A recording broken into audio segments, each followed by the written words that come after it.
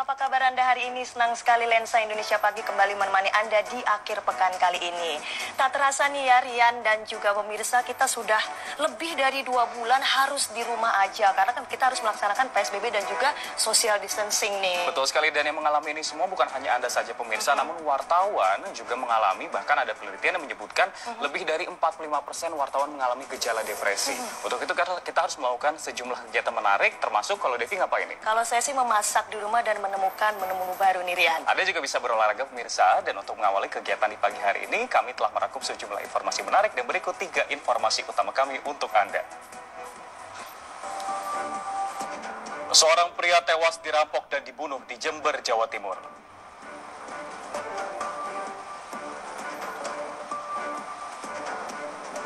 Puluhan warga di Ngawi, Jawa Timur alami keracunan.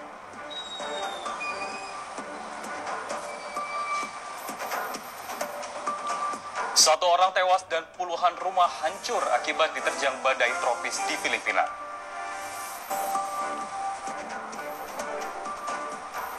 Langsung kita jelang Lensa Indonesia Pagi selengkapnya bersama saya Stefani Deversta. Dan saya Rian Antono.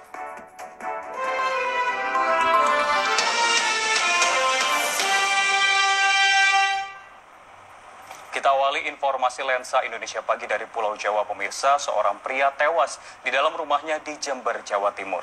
Diduga pria tersebut tewas akibat dianiaya oleh perampok. Setelah dievakuasi, jasad korban langsung dibawa ke rumah sakit untuk diotopsi.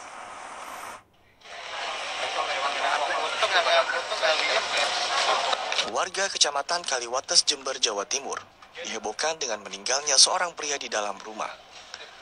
Warga tidak bisa berbuat banyak karena pintu rumah korban terkunci. Polisi yang datang terpaksa harus mendobrak masuk ke dalam rumah untuk memastikan kondisi korban. Menurut polisi, diduga korban meninggal akibat dibunuh dan dirampok. Setelah kita temukan seorang laki-laki dalam posisi tengkurap berlumur darah. Sementara itu pemirsa, petugas gabungan juga menggelar razia PSBB di kawasan Kali Pesanggerahan Kebayoran Lama, Jakarta Selatan. Sejumlah warga yang kedapatan tengah berkumpul dan tidak menggunakan masker dibubarkan petugas dan diberi sanksi. Untuk menghimbau kepada adik-adik seluruhnya.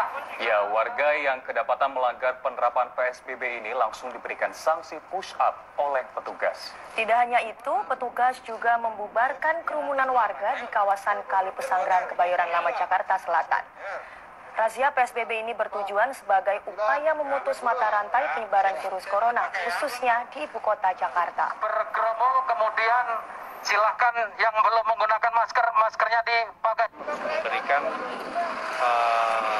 tindakan, ya, baik itu secara kegiatan tindakan sosial, mereka kerja sosial, ya, maupun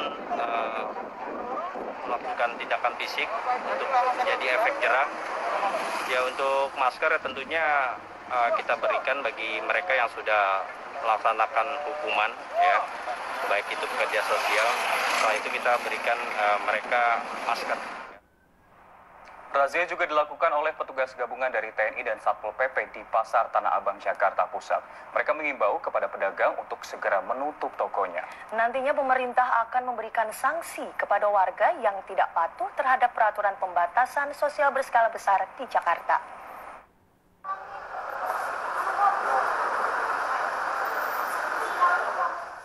Puluhan kios di Pasar Tanah Abang, Jakarta Pusat kembali beroperasi di tengah pemberlakuan pembatasan sosial berskala besar. Padahal sudah jelas aturan tersebut masih diberlakukan di Jakarta.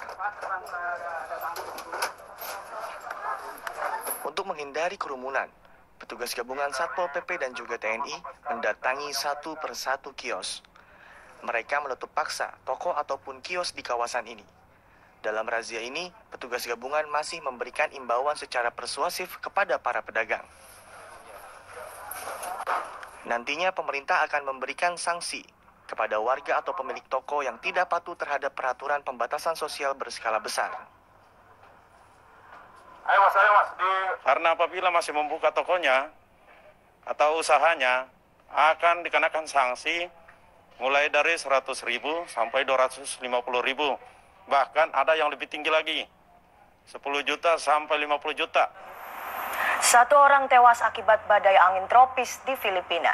Informasi selengkapnya usai jeda pemirsa, tetaplah bersama kami di Lensa Indonesia Pagi.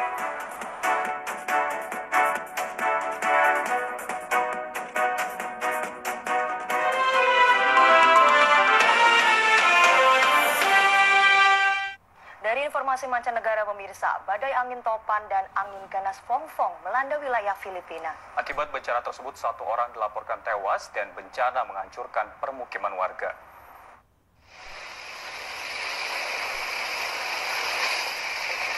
Angin topan memorak-porandakan sejumlah wilayah di Filipina. Kecepatan angin mencapai 110 km per jam.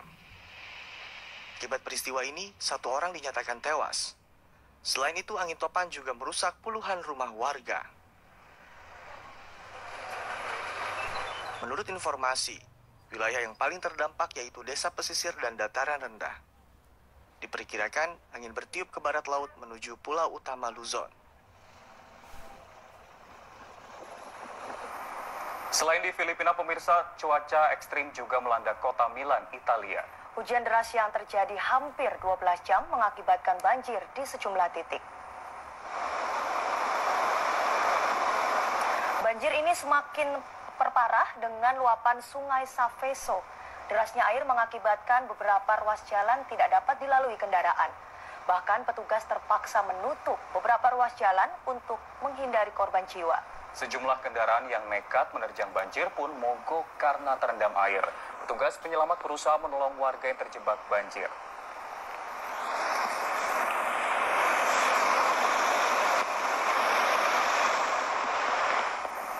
Masih dari Italia pemirsa, sebuah pabrik kosmetik terbakar di Venesia, Italia.